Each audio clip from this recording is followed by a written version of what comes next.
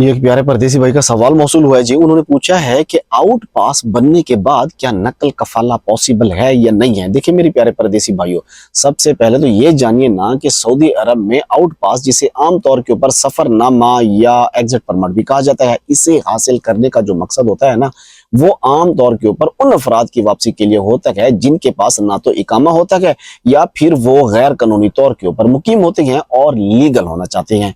जहां तक आउट पास बनने के बाद कफाले का ताल्लुक है, तो इसके लिए कुछ चीजें हैं जो आपको जानना जरूरी है। देखिए, एक बार जब लेबर ऑफिस या सफारत खाने के जरिए फाइनल एग्जिट या आउट पास जारी हो जाता है, तो सिस्टम के अंदर जो आपका जो स्टेटस होता है वो वापसी के लिए फिक्स हो जाता है। ऐसी सूरत में कफाला होना तो बहुत मुश्किल हो जाता है। क्यों? क्योंकि आपका जो रिकॉर्ड है वो वापसी के लिए प्रोसेस हो चुका है।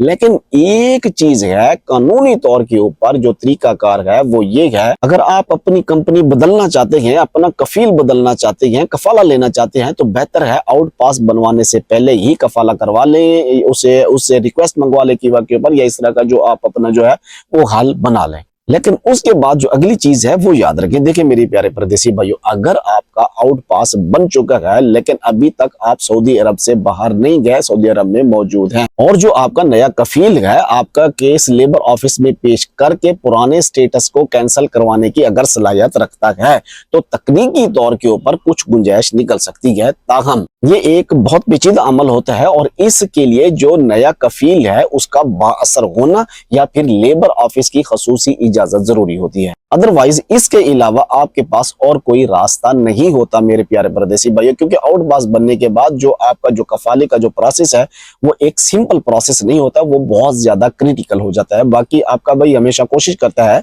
कि आपके हर सवाल के ऊपर जितना भी हो सके आपको ऐसी इंफॉर्मेशन दी जाए जिससे आप फायदा उठा सके।